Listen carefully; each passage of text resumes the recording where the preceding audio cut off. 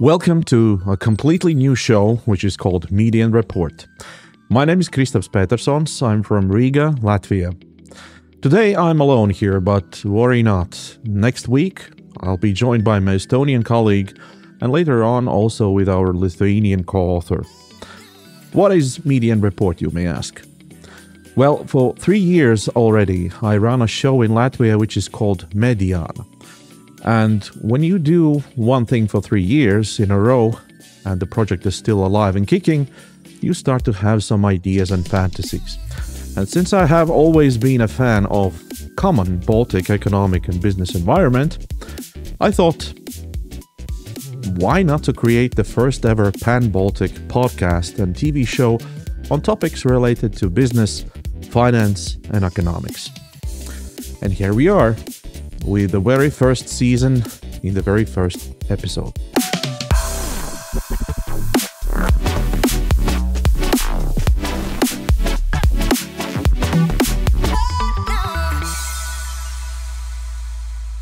I think with all the introductions of who we are and what's the concept of the show, plus topics, who is the audience, why do we do this all in English but not in local languages, all these questions we are going to answer next week, when I'll be joined by my colleague Tarmo Virki. You can join the discussion on YouTube by subscribing to a channel, Mediana Report. Shares and likes are very welcome. Let me start with some news and updates. First, I want to mention the public bonds issue by the government of Estonia in order to cover the budget deficit and increase the funds for defense. The goal was set to 200 million euro and not surprisingly, it was oversubscribed more than 4 times, reaching 821 million euro. All Estonian retail investors will receive their desired amount of bonds. Experts say that such low-risk instruments are very appealing for local investors and are boosting local capital markets as well. A part of Latvian airBaltic will most likely be sold to German carrier Lufthansa before the IPO at the end of this year or the beginning of the next year. Bloomberg reports that Lufthansa is known for playing hardball. Just ask the Italians. The company courted Alitalia for years and walked away from talks several occasions before buying a 41% stake at ITA Airways, Alitalia's successor. With airBaltic there is perhaps a bit different plan because market lacks new and eco-friendly planes. airBaltic have them, and that's why the Germans are so interested in this piece of company. It has been confirmed that airBaltic will lease 21 aircraft with a crew to Lufthansa over the next 3 years, starting already from the 2025. Both in Latvia and Estonia, politicians are becoming more and more creative to think of the ways how to cover the budget deficits and finance defense spending. In Latvia, for example, the public pressure is growing against the government not to tweak the budget at the expense of future pensioners. The Ministry of Finance have decided to reduce the payments into the second-tier pension pillar and transfer 1% from it to the first. It would gain about 120 million euro for the budget. Some additional 150 million euro boost is planned by introducing a surplus tax on banks, which does not show the signs of issuing loans, but are profiting from high interest rates. In Estonia, on the other hand, the discussions have been around the different taxes and some spending cuts. A special budget council has announced that the wiggle room for budget talks is going to be narrow, and the budget deficit of the government sector in 2025 will be almost 2 billion euro, which is 4.5% of the GDP.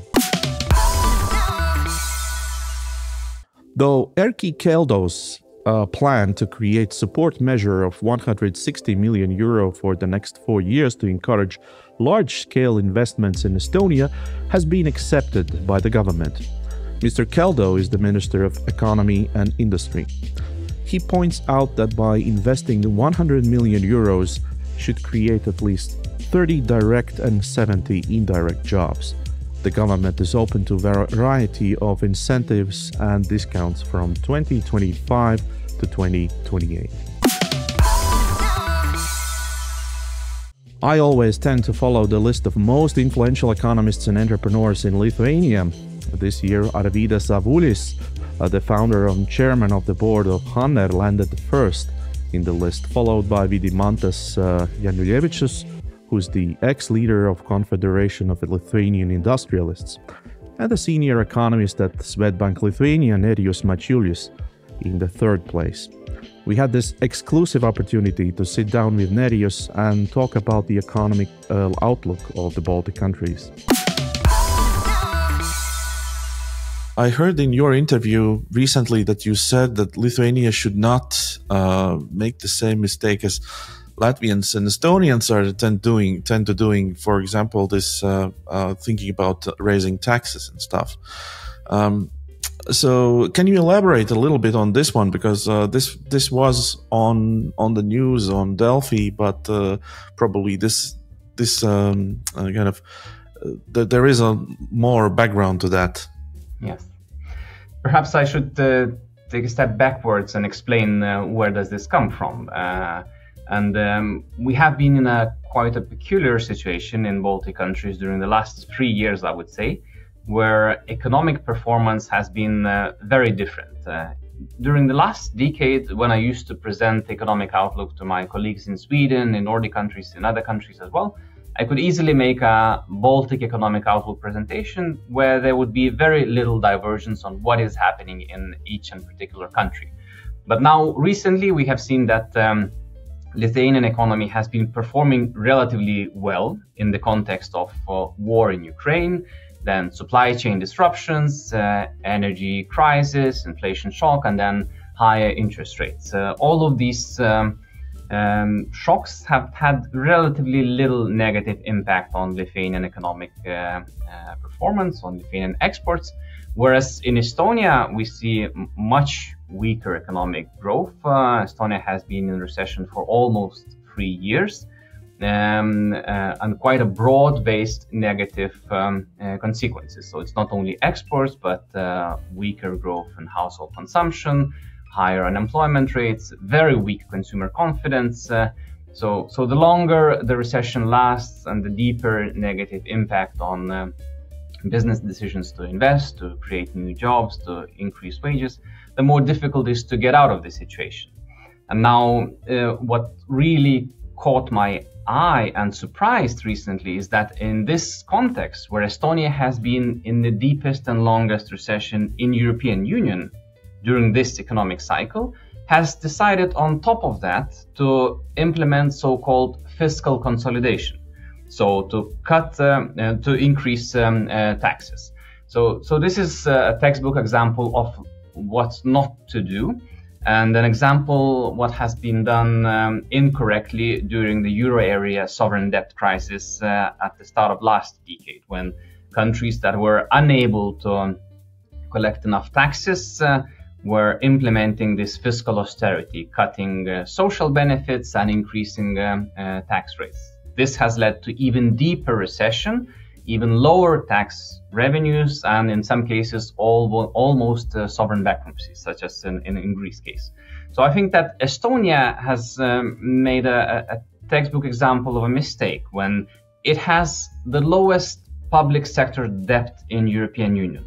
It has a lot of room to stimulate economic growth with higher public investments, maybe even some lower taxes, to create incentives for businesses to invest in a production capacity, to renew energy production capacity more quickly, to invest in defense. A lot of good ideas how to spend money with the help of course, somewhat higher public debt, which would still remain the lowest debt in the European Union. So this is a bit counterintuitive. I know that Estonians have been very proud of their low public debt, but the low public debt in itself is not a virtue. It is a virtue when you can use it to even out the negative cycle, something that we are watching now in Estonia. Yes. How would you explain Lithuania's good position among other Baltic countries? You said that it relatively well overcame the start of the war and the COVID crisis, but still, what is the secret behind Lithuania's success now? there were quite a few factors, the same as there are quite a few factors behind Estonian failure during this recent business cycle.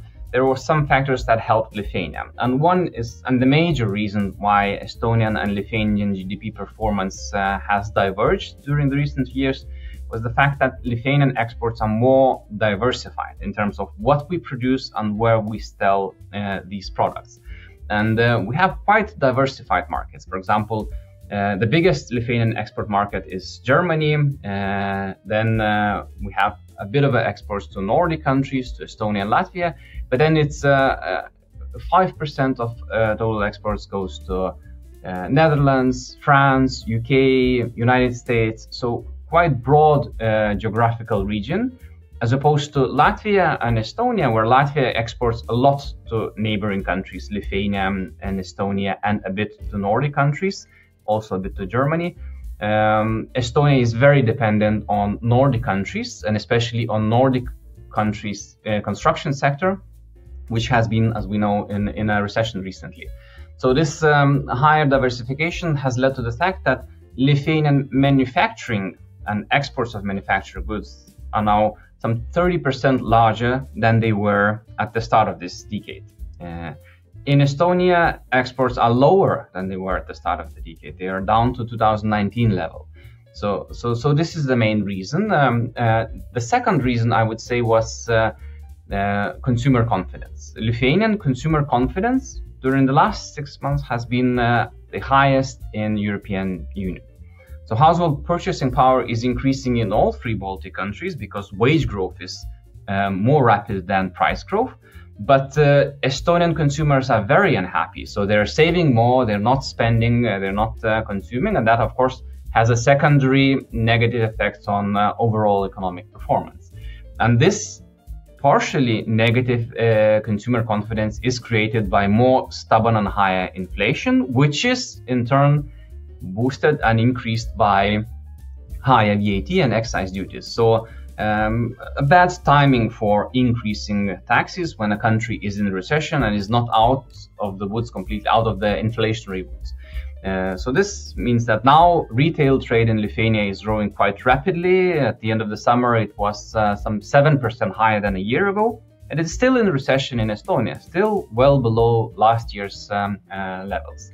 And finally, it's the role of public investments and public spending. Again, instead of increasing taxes, probably Estonian government could have found more ways to invest and to increase public investments. We have seen also relatively weak private sector investments in Lithuania, but on top of that, government was spending a lot more on roads, bridges, energy infrastructure, defense, and that is creating a positive spillover effects, so-called positive fiscal multipliers.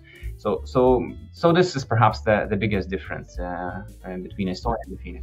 Nerijus, are you sensing a trouble also when looking at the Germany's current situation? And you said that, of course, our exports are to Germany to a big part, but how you're looking forward? Unfortunately, I'm not very optimistic here. And I think Estonian economic problems are temporary. They will get out of this one way or another. But our recent success, Lithuanian recent economic performance is not a guarantee that this will continue. And German economy is the largest by far export market for Lithuanian manufacturers. And Germany is one of the weakest Euro area economies because of the energy prices, because of the unfair competition from China, because of the other factors that are leading into large manufacturing recession. So far, Lithuanian manufacturing companies have avoided the negative impact from that, perhaps partially because they are competitive and still competitive and are able to outcompete other suppliers to Germany, perhaps because many supply contracts are long-term, so even if the demand is weakening and unit labor costs are increasing in Lithuania, we still are selling and riding the success from the past. So, but judging from our labor cost increases and relatively weak productivity growth, I would not be so certain that this strong export performance will continue. I would hope so, but certainly I think we need more business investments, productivity enhancing business investments in automation, because labor is no longer cheap in Lithuania. It's even more expensive in Estonia. It is expensive and becoming more expensive in Latvia. We cannot compete with Asian and Southeast Asian countries where labor is still relatively cheap. So our competitive advantage will be somewhere else, being more stable suppliers, reliable suppliers, high quality, just-in-time ability to provide and produce goods for companies and consumers across Europe. And of course, automation, which would allow to survive the rapid increase in labor costs. So the future is uncertain and definitely requires more attention and more investments. Yes. Let's switch into another gear and talk about the availability of finances, especially finance industry. There have been some announcements from Commerzbank, also from the largest Taiwanese bank, coming in Lithuanian market. INDEXO has opened its bank in Latvia.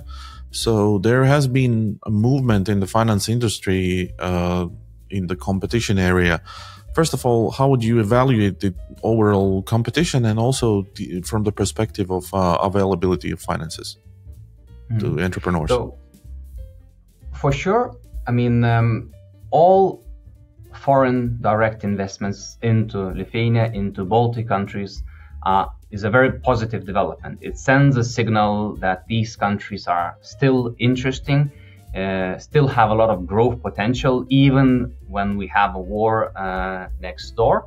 So I'm always very positive when I see new initiatives, new investments, especially when those are global, well-known brands that come and want to operate and want to produce things and want to provide services in Baltic countries.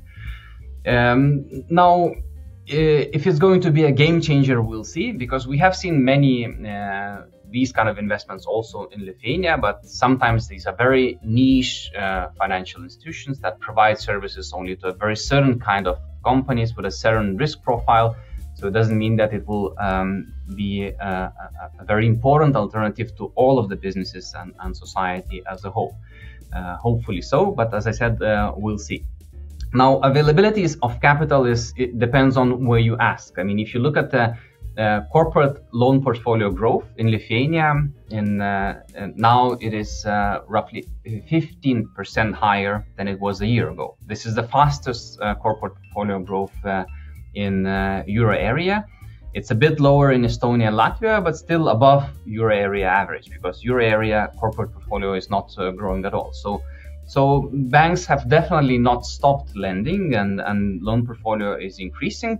I mean, if you then ask why it doesn't grow more rapidly, then the answer could be manifold. I mean, we should probably not aim for a loan portfolio growth which is much faster than investment growth. And business investment growth is one important factor which sets how rapidly can loans extend new loans to corporates. And business investments have not been very strong during the recent years for obvious reasons.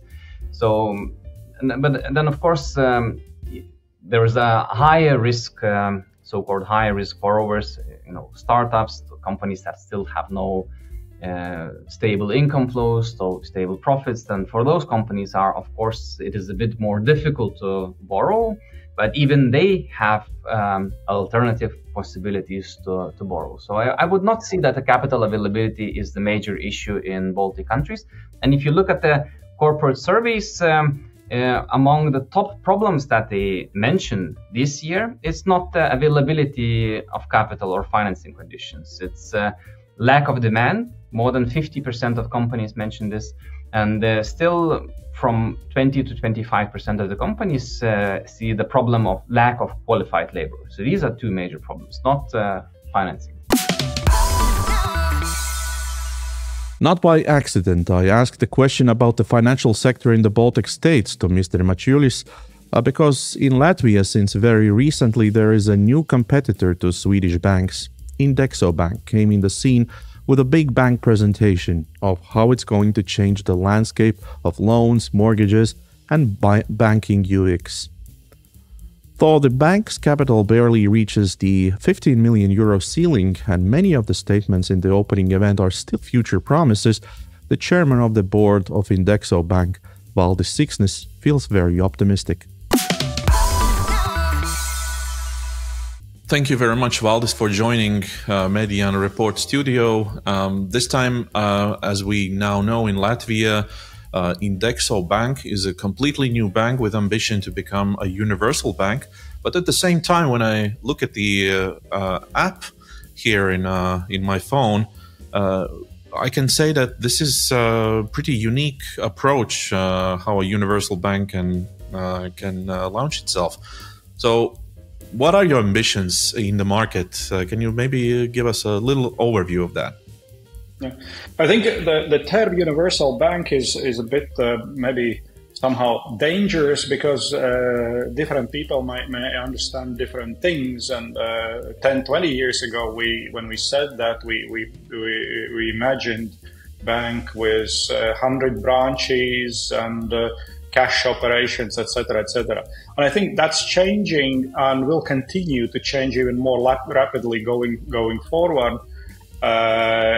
Digitalization is basically an unstoppable trend, and the mobile apps and through the mobile phones, how the people consume or use all kind of services, including financial services. That's the future, and we are a bit betting on that. And when we say universal bank, we mean that that is the bank where all most significant customer groups, private individuals, corporates, SMEs, can receive the most important or traditional banking services, but in digital form mostly. Of course, we'll have a location. There is situations when you need a first interactions, especially when you talk about the larger transactions, but mostly through the digital channels. Yeah. We know that in Lithuania we have alternatives to so-called Swedish banks like Šiaulių bankas, Mano bankas. In Estonia, it's LHV, famous. Is this somehow a good also a good player to toughen up the competition here in Latvia in the banking sector? How would you characterize the INDEXO's place here? Yeah, absolutely. I think those examples you mentioned, and maybe more so Estonian, are really inspiring, and especially LHV has started their development a very similar way than we. They started as a second pillar pension manager, asset manager, and then gradually expanded their services.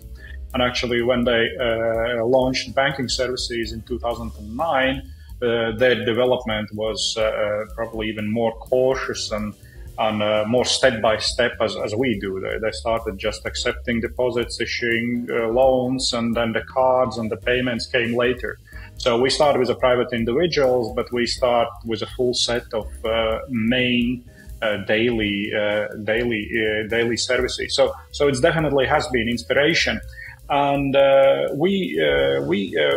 why we see this opportunity is that when we entered the market, pension management market 7 years ago, we saw in Latvia the highest commissions basically in the world or in developed countries for a second pillar pension management. Returns for a pension savers were poor, and we saw opportunity to disrupt the market with passive asset management concept, which is known long time in markets like United States and Western Europe. So we brought that concept to Latvia, and that worked surprisingly well. And our kind of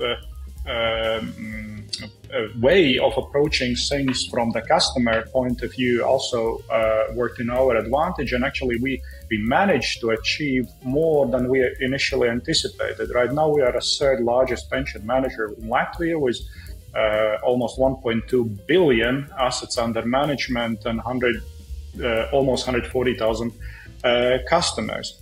And when we look now at what's going on in the banking industry, and Latvia indeed lacks those local sort of champions or local challengers for a large international players.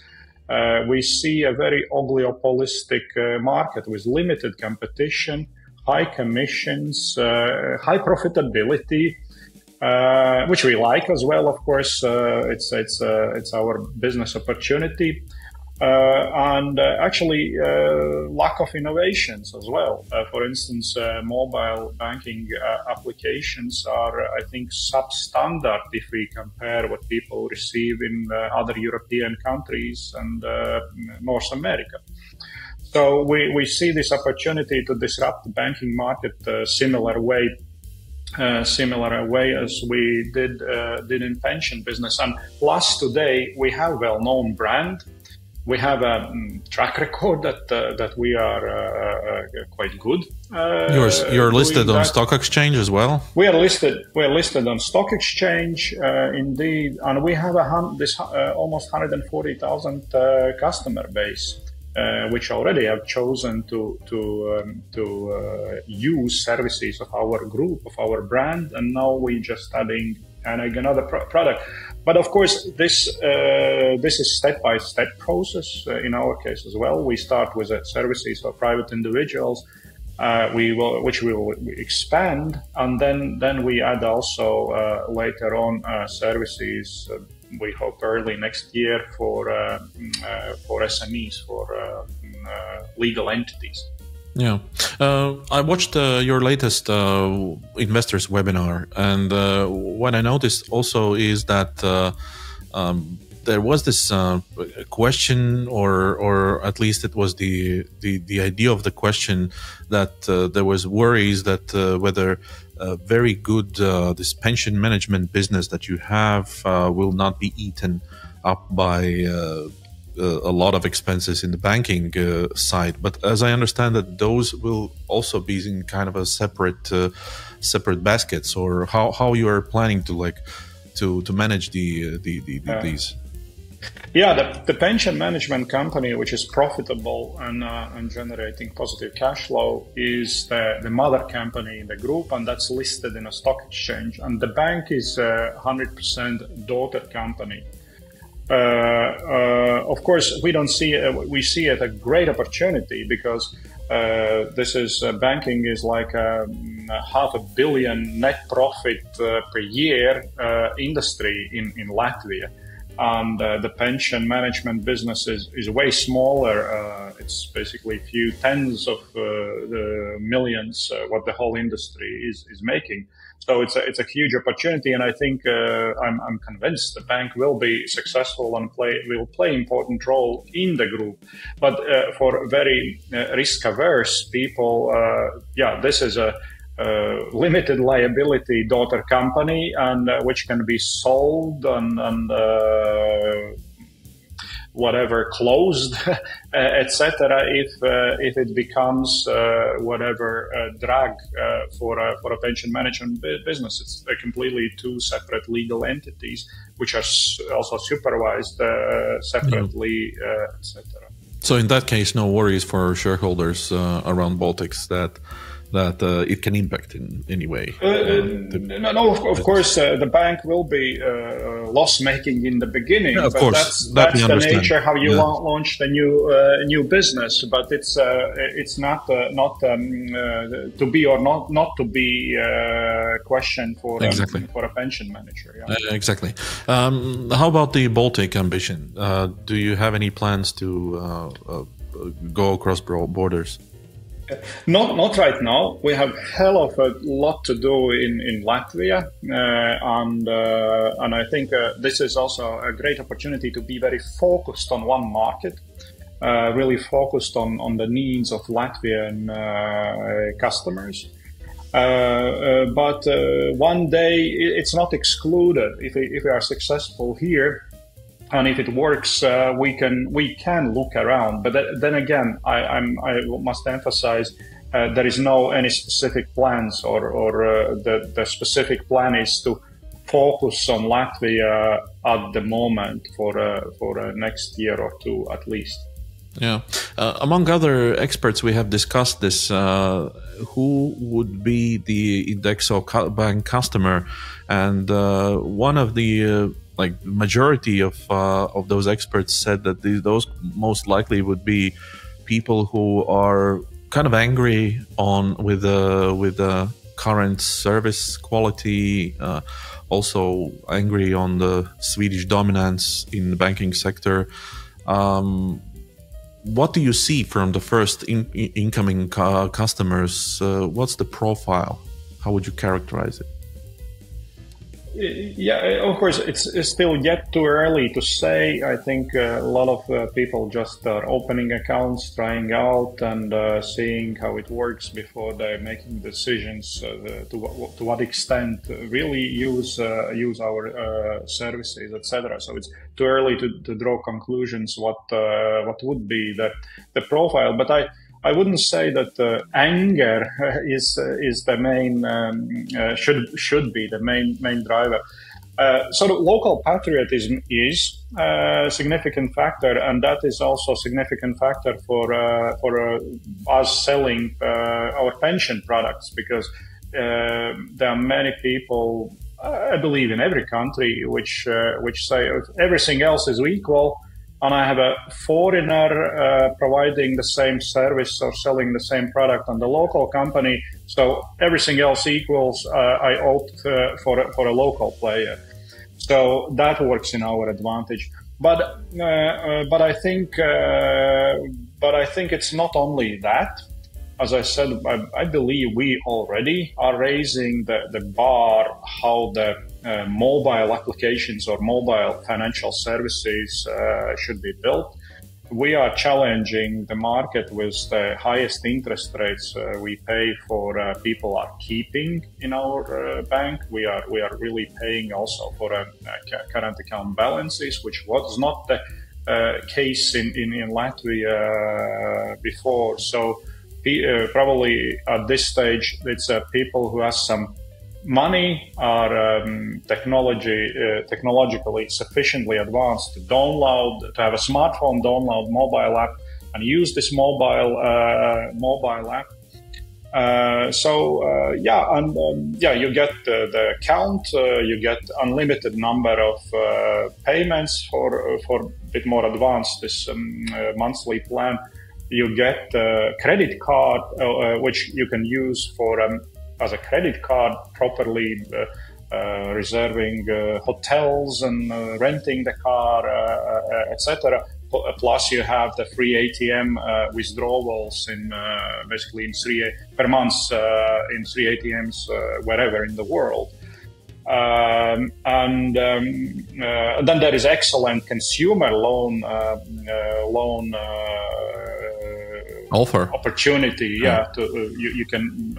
I've tried it. I've taken a loan from our bank just to try it out. And they gave you a loan. Yeah, they gave me. Though it was not knowing who I am, because decisions and the processes are fully automated, and experience was great. It took me basically, I don't know, altogether 3 to 5 minutes from the moment I started to fill in the application until the moment money was in my account. Yeah, this for many of us that would be a completely new experience. And Valdis, thank you very much for your time. I wish you all the best, and so the dreams come true for INDEXO Bank. Thank you. Thank you.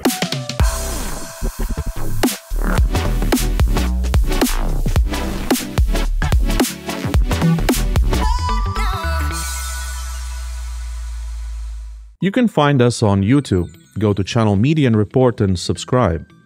During this season, we are promising 40 weekly episodes which you don't want to miss. Pan-Baltic economic business, and finance news, interviews, and strong opinions you can catch also on Spotify, Apple, Google podcasting platforms, and I hope soon we'll be on TV in all 3 Baltic states.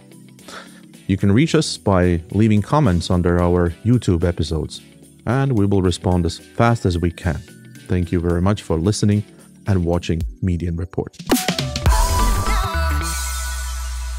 Sustainability in business and economic decisions will be one of our driving topics this season.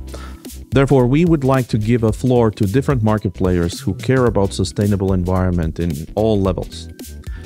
One of such is Erkki Kubber, who is a program manager at Impact Day, the upcoming festival or conference in Tallinn about sustainability issues. Our conversation is joined by the head of sustainability at the SEB Bank in the Baltics and one of the speakers at the conference, Anders Larsson. Enjoy. First of all, I would like you both to introduce yourselves because you both are related with sustainability topic in one or another way. So Erkki, let's start with you. Sure. Well, I've been in the field of sustainability, let's say, from when I was 3 years old. My grandfather loved repairing things, so it seems that this is the place where I got the initiation, or like that it's normal thing to do. And well, fast forward to today's day, I'm the program manager of Impact Day, and well, I'm just doing it because it's normal thing for me to help others be well, very consciously sustainable as well. Yeah, and think that direction, and it's very interesting to hear that the circular economy is something that you have already been with since the age of 3. Okay, Anders. I think my first peak when it comes to sustainability, it was when I was 11 years old, because then I was on Swedish national television. They interviewed people that had views about the future, so the school picked me to represent that school. And then I remember some quotes I made, kind of that, you know, these big shot business people, they only think about money, and those politicians, they don't care about the environment and so on. And, you know, then I ended up in banking, and I've done some of the really kind of cool stuff in banking and so on. So for me now, starting in beginning this year to be head of sustainability for SEB in the Baltics, it's kind of a little bit back to the roots and very much to my values, and to trying to help the Baltic societies to become more sustainable, and thereby also, I think, more competitive and finding more business opportunities. So that's kind of, if I fast forward my journey. Also very great start, very early start. I cannot say that about myself. I don't know. I think that for the first time I thought of sustainability when the term at itself, sustainability, became kind of a part of our language, but yeah, that was my start. So I'm very late in this traveling. Well, I would say at least I'm similar in this sense that now I'm taking it sustainability in when you are like 5 or 10 or 15, you're not really talking in those terms. Exactly. Yeah. Erkki, what do you have recognized about doing this conference and talking with people? Have this notion, the idea of sustainability and what it is, have changed recently? I mean, also in the corporate world. Well, yeah, of course, like a little bit, because we see every year with the festival as well, like how our themes and topics are changing. And like one great story with it is that on first year on the festival, we had on stage one energy company's CEO. And when he was coming down from the stage, he was saying that, you know, Erkki, like for 5 or like 10 years, I've been just, you know, being the, how to say, wolf, you know, screaming somewhere that, you know, these topics are something to deal with. And now I see there's like 1,500 people around me. So like, I know there are others out there as well. And this is kind of a similar feeling that we're trying to basically give to people, that, you know, you're not alone in those topics. There's actually a lot of around you. And that's what year by year, as we're like growing and the topics are anyways being talked more, it's just changing, and we're, well, changing together with those from just talking about A, B, now getting to, you know, C and D as well. Mm. Anders, you know this landscape from, I mean, from the bank's perspective. You can see how many companies and clients are out there When talking about Baltics, what do you notice about sustainability? Compared to when I started to talk about that topic in 2016 and 17, I think the Baltics have moved a far way, in a positive way, in terms of developing into this topic. Because I think then, as some colleague of mine said to me, you Swedes, you think that you're so ahead of stuff and so on. You are an outlier. Look at us in the Baltics. We are more like the rest of Europe. And I said, don't be too sure about that. I think it will come. And now it's coming, right? So I think what Erkki and his colleagues are doing with Impact, I think that is absolutely excellent in order to bring in people, talk about this topic, but also give good examples. Because very many feel that, this is a lot of regulatory burdens and it costs driving and so on and so on.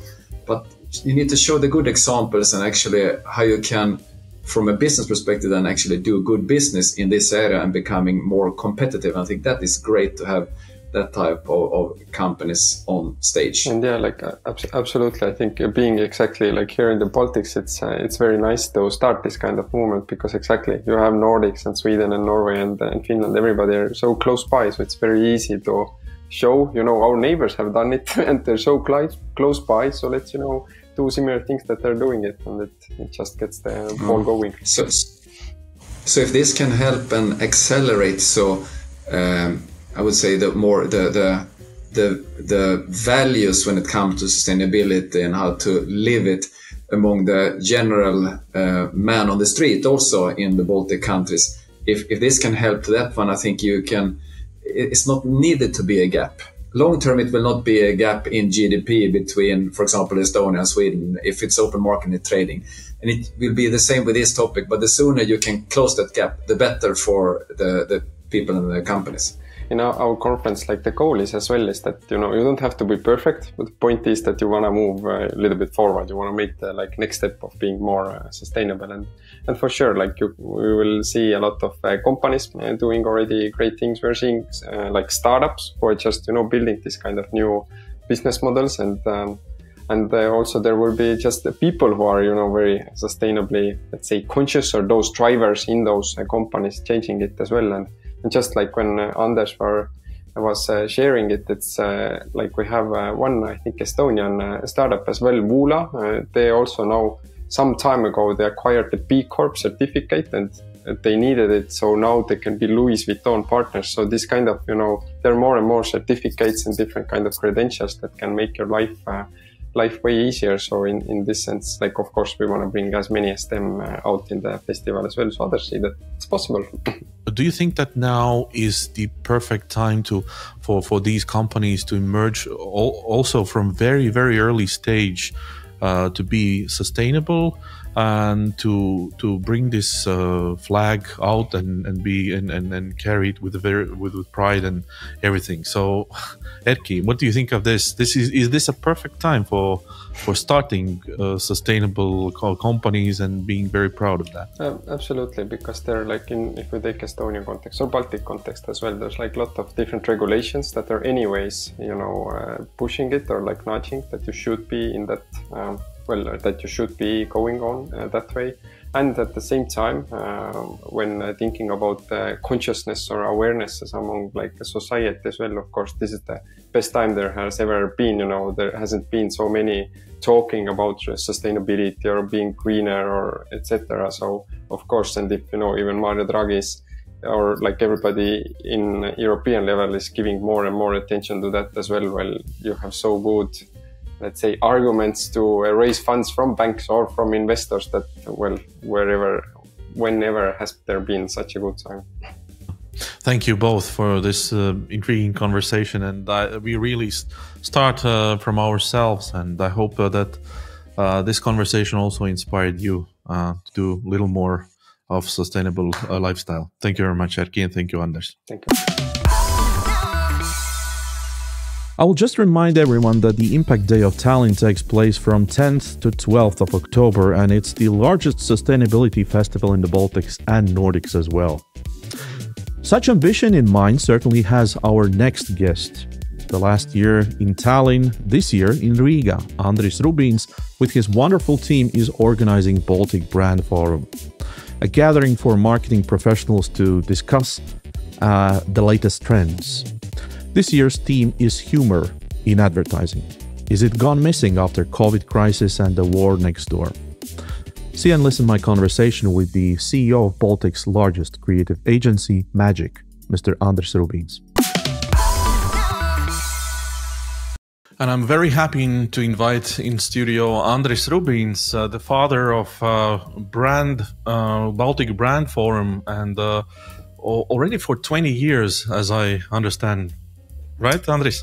Hi, Kristaps. Great to be here. To be perfectly correct, I mean, we are celebrating 20 years anniversary of the research and brand ranking that we started in Latvia only for first 10 years. Then we expanded to Baltics, and then we added Forum on top of this. So overall, yes, the whole kind of the first research, that is still by far the most extensive brand and lifestyle research in Baltics we did in 2004.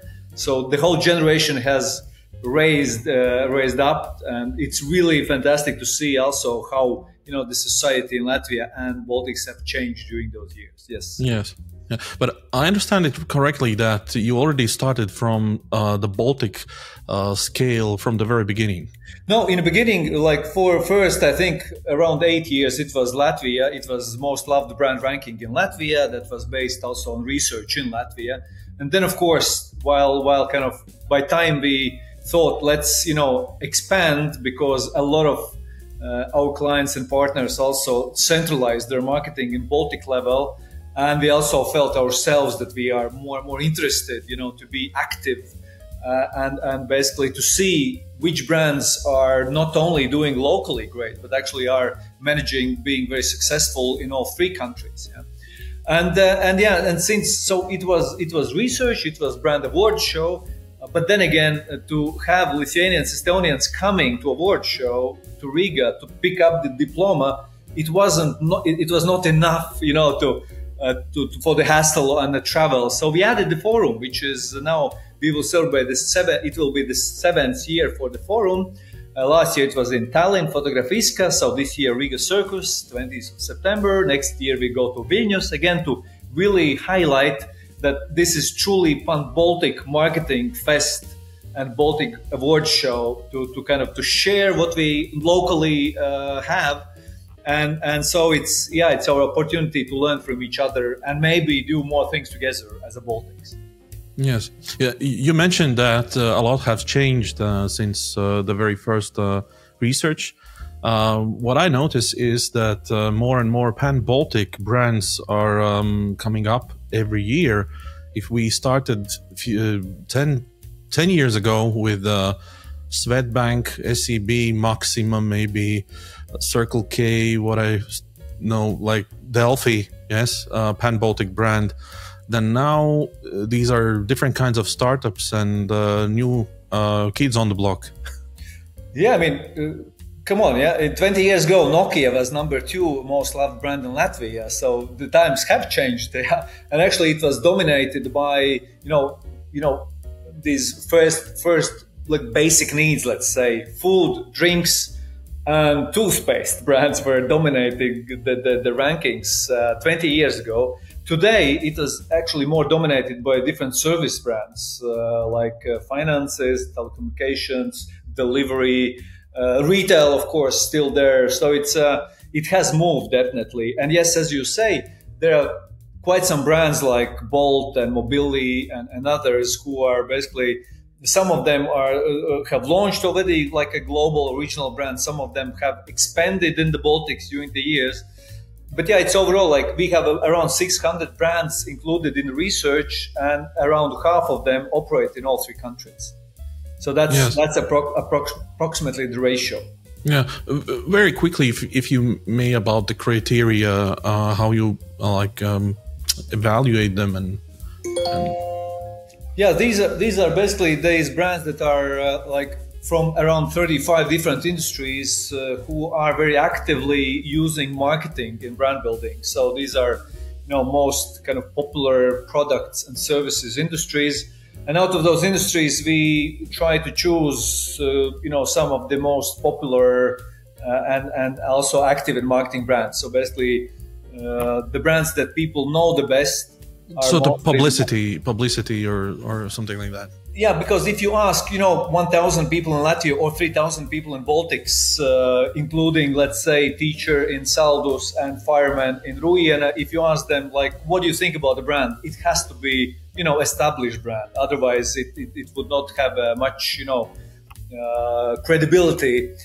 So yes, so for the startups, I mean, it's maybe not the best tool, but for established brands, yeah, that's a great way once a year to see, have you been able to, grow your fan base? How do you look against other industry brands, even if you are a leader in your own?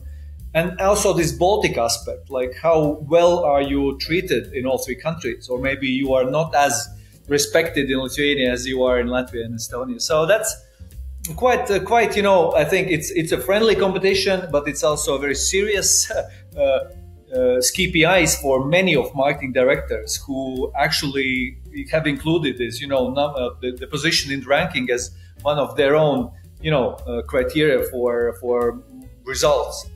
All right. Yes. Let's talk about the forum.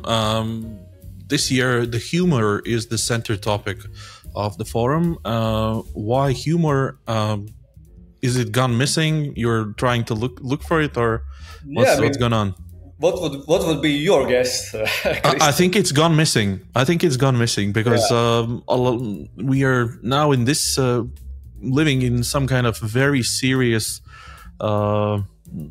When the cancel culture is around the corner, then you very, very. I mean, the brands are very cautious using any kind of humor.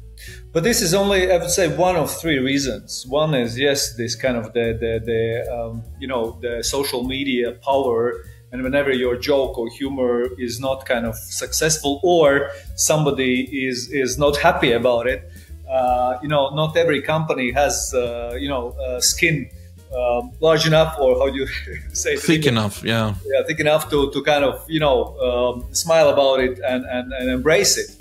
But the other one is that, we have been living kind of through hard times of pandemic and war and crisis and inflation. And a lot of companies kind of decided that, in serious times, you have to get more serious, which I would say is wrong in a way that the more tough times there, the more actually people value the entertainment and kind of, these little light smiles or laughs, these breaks from those very negative kind of aspects or news.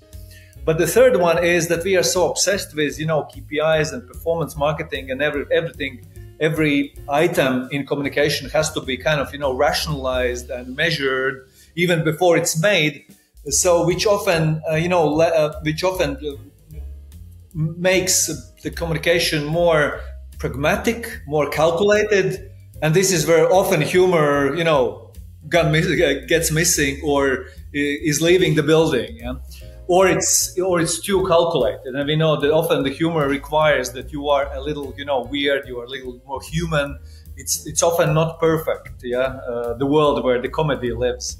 So these are a couple of factors, but on top of this, actually, a lot global and also now Baltic study shows that humor is the most powerful tool in communication, because if you ask people out of different ways, different kinds of messages, which ones you would prefer, and there are different answers like educational, motivational, inclusive and provocative, or humorous.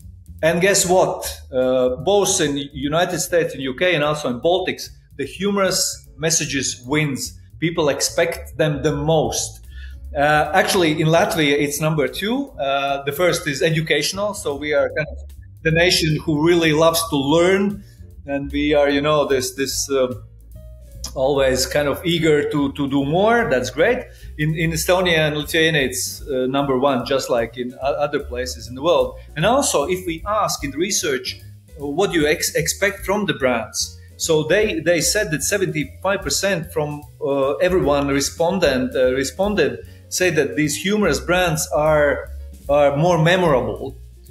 And again, if we think about long-term brand building, probably and very often these are the most important. If you can offer something that people memorize and associate with the brand, even after 10 years, they can remember this funny episode, this very witty campaign. This can build your reputation for years. Yes, Andris, how often do marketing directors come to you and they say, humor, it belongs to social media. When it comes to traditional media channels, we still want to use like safe grounds. No, I would say, maybe Magic as an agency has a privilege to work with, quite ambitious and brave partners. They often actually ask us for, entertaining content, even if the goal is to sell more phones. So I think we are privileged. But if you look around in the industry, or if you happen to, watch 15 minutes TV commercials break on TV, I know that we don't do this anymore, but a lot of people still do. I mean, it's maybe 1 out of 15 would be really entertaining. The others would be pretty pragmatic, informational, and so on. But yes, of course, even if brands are ready for entertainment, they often are kind of ready to get a bit more wild on TikTok or Instagram rather than on TV, knowing that your target audience or the people that you would reach are so different in their demographics, in their also openness towards different issues in society. Then if you choose more specific or use-oriented channel, then you can maybe be more funny or joke about slightly more topics than you can afford on Latvian national television. That's right. Baltic Brand Forum at the end of this week on the 20th of September in Riga Circus. Andris, are tickets are still available or this is sold out? I think that there should be some tickets left, but it's very popular because again, Circus is a large venue and beautiful venue, but not unlimited space. Of course. And because it's our anniversary year, we have collected or we have invited a fantastic lineup, both as speakers and marketing experts and brand directors, but also performers from all three countries again to really keep it very balanced. Very good, very good. When it comes to speakers, some of the highlights, Iceland tourism campaigns, we have seen them, we enjoyed them. There will be creative director who has co-created some of the most iconic campaigns in Riga. We will have Oatly global content, the head of content, again, Oatly, amazing challenger brand, very successfully using humor and witty copyright in their advertising. We will have Paddy Gilmer, who is actually one of the most acclaimed humor brand consultants globally, actually worked with some Baltic brands as well in really helping brands to use humor and choose the right type of humor. There are many ways to do it. So other experts from Sweden, from Baltics, we will have a showcase from some of the most successful humorous Baltic brands. Two from Estonia, one from Latvia, one from Lithuania. We'll see their case studies. We'll talk about the media challenges. We'll have, TikTok as one of the topics because it has recently opened their kind of advertising market in Baltics. And yes, and the performance, I think it's equally important if we celebrate entertainment, humor, to actually, have it. To have the right performers. The right performers. So from Estonia, we'll have comedian. From Latvia, we'll have circus artists. From Lithuania, we'll have musicians, amazing band, Super Coloritas. And after the brand award ceremony, we will have a secret gig powered by Baltija, which is we can't say the name of the rock band, but we all know it, and it's fantastic. And so we all know it in the Baltics. We all know it in the Baltics. Mention. So we will sing and dance with them. We're not disclosing it yet. Yes. Andris Rubīns, thank you very much. And I can remind everyone that also in Mediana. We will have a little sneak peek in the brand forum in the next show. So keep listening, keep watching. Thank you, Andris. Thank you, Kristaps. We see you soon. Next Tuesday, we are coming out with another episode. And as promised, next time we'll have all the answers about who we are, why we are adding one more podcast and TV show to such a dense and busy information flow. Follow us on YouTube, Spotify, Apple, Google Podcasts, and have a great and productive week. My name is Kristaps Petersons, and this has been the very first episode of Mediana Report. See ya.